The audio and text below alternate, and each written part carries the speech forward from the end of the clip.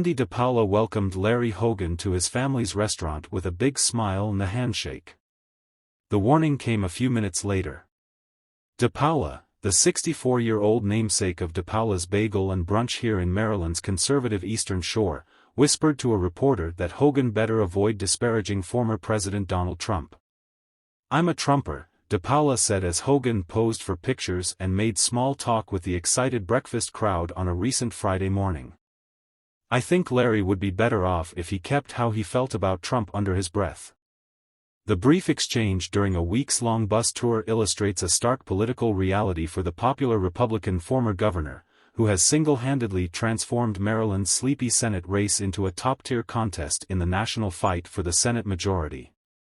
Hogan, who was perhaps the most outspoken anti-Trump Republican governor in the nation, can ill afford to lose any pieces of his delicate and diverse political coalition.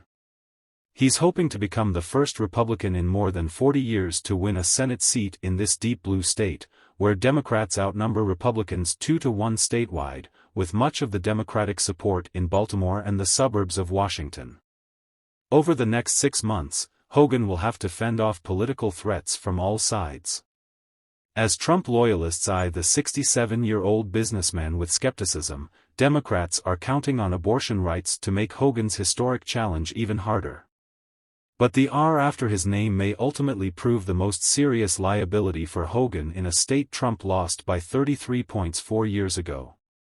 If Hogan wins Maryland's open Senate seat, Republicans would almost certainly claim the majority in the U.S. Senate, and with it, the power to control the agenda and judicial nominations for the next 2 years, at least. In an interview, Hogan confirmed that he would caucus with Republicans in Washington, despite his concerns about Trump's grip on the party. He also vowed not to leave the GOP after the election, even if Trump returns to the White House. "I'm a real Republican," Hogan told the Associated Press, noting that he does not identify with Trump's "Make America Great Again" movement. When pressed to explain his concerns about MAGA, and whether he views Trump as a threat to U.S. democracy, Hogan parsed his words carefully. "I think certainly there has been some threats," Hogan said.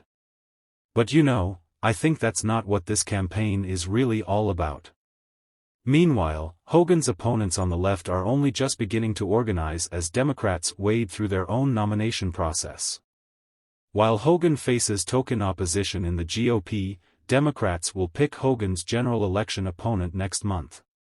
On Tuesday, a coalition of labor, immigration and progressive groups gathered in the state capitol to criticize the former governor for using his veto powers to block legislation to increase abortion access while undermining other Democratic priorities, including health care, environmental protection and education funding. The anti-Hogan event was a reminder that voters in his gubernatorial elections may have been more willing to overlook party affiliation than they will be in a Senate contest that could tilt the balance of power in Washington toward Republicans. "Despite him claiming to be a moderate, we know his actions show that he's a staunch Republican," said 1199 SEIU political director Ricara Jones, who slammed Hogan's veto of legislation to increase the state's minimum wage to $15 an hour. "The Senate race in November is bigger than just Maryland," she continued. "A Republican-dominated Senate would pursue a drastically different agenda, one that could unwind years of progressive achievements and reshape Maryland's policy landscape in ways that could take generations to reverse." Meanwhile, Hogan is trying to avoid divisive political disputes as he reintroduces himself to Maryland voters during a low-profile, back-to-work bus tour across the state. Perhaps the nation's most vocal anti-Trump Republican governor while in office, Hogan barely mentions Trump's name unless asked about him. He's just as eager to ignore abortion, even though Maryland is among the states that will vote on an abortion referendum this fall, a winning issue for Democrats in red and blue states alike where ballot questions have appeared since the U.S. Supreme Court overturned the constitutional right to an abortion in 2022. Democrats suggest he would support a federal abortion ban, but Hogan insisted in an interview that he would not. He also said he strongly supports in vitro fertilization and would introduce legislation to protect the practice, an apparent attempt to clarify his position after he declined to say in an Axios interview last month whether he would support such federal protections. He also said he would consider voting for a Maryland ballot measure this fall that would preserve abortion rights, although he argues that it's unnecessary. Hogan said abortion doesn't come up much on the campaign trail. He predicted it wouldn't be a deciding issue in the election.